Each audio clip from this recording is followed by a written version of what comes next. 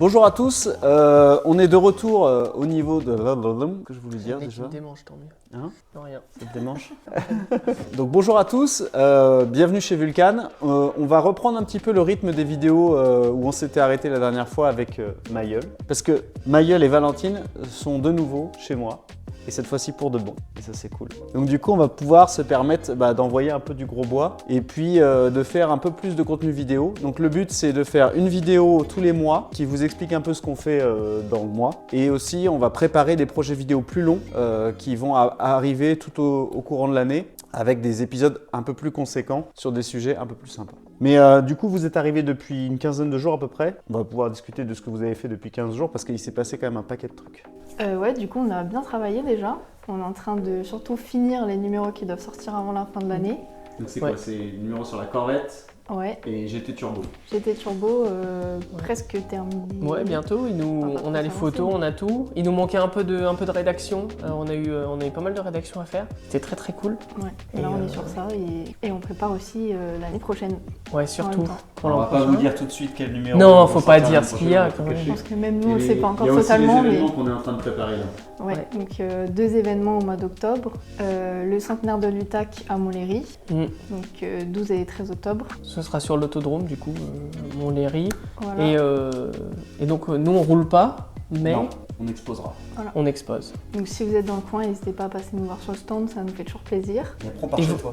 Et oui, et après on part vers chez moi, on part le week-end d'après, donc le week-end du 19-20. On sera à Villemur-sur-Tarn, donc c'est perdu en Haute-Garonne, donc dans le sud-ouest. L'événement s'appelle Closing la caserne, c'est ça? Ouais. Et il y aura beaucoup de BMW. C'est ça. Et du coup on vient avec une Porsche. C'est la base. Juste pour faire chier. Ouais. C'est bien, Nickel. ça tranchera un peu, au moins on la remarquera. Et puis après un peu de méca quand même. Il y a de la méca à prévoir, ouais. On en a déjà commencé une bonne partie. Mais là, ça va suivre, il y a pas mal de choses à faire. On a listé un peu les chantiers. Ah, qu'est-ce qu'on peut... Oui, on peut lister les chantiers. Bah, on a un petit peu d'Alfa Romeo. On fait du moins important au plus important. Ouais. Sur l'Alfa Romeo, on a 2-3 travaux à faire. Vous l'aviez vu, là, elle était au fond du hangar. Après, on a quelques petites réparations à prévoir sur la Porsche. Parce que mine de rien, à force de rouler, il y a 2-3 trucs qui se desserrent. Bon, bref, vous verrez. Et troisième truc, bah, surtout la Subaru. Elle va bientôt passer en reprogrammation. Là, ça a bien avancé. Le setup moteur est fini normalement. Elle va passer en reprog et puis bah, on vous tiendra au courant de ça. Et il y a une autre voiture aussi. Il y a quoi comme autre voiture? Une 106. Il y a une 106, c'est vrai. Je l'avais oublié celle-là. Elle est loin, tu vois, loin des yeux. Donc, ouais, on a un train arrière à remonter. Elle marche très bien aussi, mais bon, on avait un petit souci. Le train se baladait un peu, donc on l'a fait refaire. Et là, on doit le remonter. Mais ça s'arrêtera là. Ce sera déjà bien quand on aura fait tout ça. Hein. Ce sera déjà beaucoup de choses de faites. Il y a de quoi faire déjà. Ouais, il y a de quoi faire. Ouais. On s'ennuie pas. Un beau programme. Non, en tout cas, je suis ravi qu'il soit avec moi. Je suis ravi de vous revoir sur les événements. On sera à Epoch Auto aussi. Alors, on aura l'occasion d'en reparler, mais on sera à Epoch Auto début novembre. Ça va arriver très très vite. Avec quelques surprises sur le stand, etc. Donc n'hésitez pas. Et puis je vais en profiter aussi pour vous parler dans la partie juste après cette vidéo un peu de la GT86 qui est de retour. Elle n'est pas en super forme, mais elle fonctionne. Donc on en reparle juste après.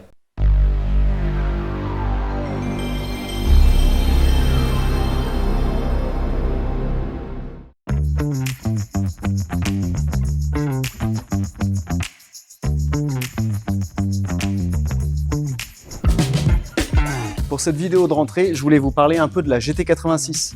Je ne sais pas si vous vous souvenez, on avait fait une vidéo la dernière fois sur la casse de l'ancien moteur. Cette voiture-là, c'est une voiture que j'ai achetée en 2017. Elle avait 30 000 km. On l'a emmenée jusqu'à 185 000 km où on a cassé le moteur sur le circuit du Mans en faisant des baptêmes. C'était il y a 2 ans. Et depuis, avant de faire réparer ce bloc, j'ai acheté un nouveau moteur en Angleterre, un moteur refait sur eBay chez un gars qui fait ça dans son garage. C'était une très mauvaise idée. On a reçu un moteur qui était vraiment tout sale. Il a été a priori bien refait, mais il était vraiment sale quand on l'a vu arriver. On a dû changer tout un paquet de pièces pour qu'il tourne correctement.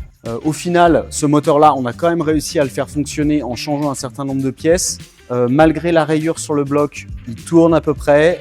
il n'a pas l'air de consommer plus d'huile que ça. Donc on va le garder en attendant de voir comment ça se passe. On va le garder le plus longtemps possible. Il fume gris au démarrage, mais ça c'est pas forcément très grave. On va l'utiliser sur circuit, on va voir comment ça joue. Et puis en parallèle, on va refaire notre ancien moteur parce qu'il n'a pas trop de dégâts, donc on va être capable de le refaire. Je vous ferai suivre ça avec le motoriste. Et puis on va essayer d'avoir un moteur sur étagère quand celui-ci cassera. Comme ça on pourra faire l'échange et continuer à rouler. Ce que je vous propose, c'est qu'on ouvre le capot et on regarde ça ensemble. Donc ça, c'est le nouveau moteur, celui qui vient d'Angleterre. Ce qu'il faut savoir, c'est qu'on l'a reçu, il y avait des pièces dessus qu'on n'expliquait pas trop. Normalement, il a des pistons forgés, ce moteur. Mais ce dont on s'est rendu compte, c'est qu'on avait un voyant à bas régime. La voiture, elle avait tendance à octer et même des fois à caler. Sur les bas régimes, ce qu'on a découvert, c'est qu'il y avait une électrovanne qui pilote l'angle variable des arbres à cam qui fonctionnait mal. Et ce que je ne savais pas, le calage variable des arbres à cam, il joue aussi sur le ralenti sur ces moteurs-là pour des questions de pollution. Et donc du coup, ça rendait le ralenti instable. Donc on a dû récupérer les anciennes électrovannes de l'ancien bloc, les tester, etc. pour les remettre dessus. Mais entre-temps, c'est là où je dis qu'on a fait un paquet d'erreurs. Enfin, déjà, le moteur était sur la palette et on s'est pas dit qu'on allait vérifier la chaîne ou refaire le calage de chaîne avant de le monter dans la voiture. Donc on l'a monté dans la voiture en premier, puis ensuite on s'est rendu compte qu'il y avait ce voyant, donc du coup on a rechangé la chaîne. Puis ensuite, on a vu que ça changeait rien, du coup on a commencé à rechanger les bougies, j'ai racheté 4 bobines.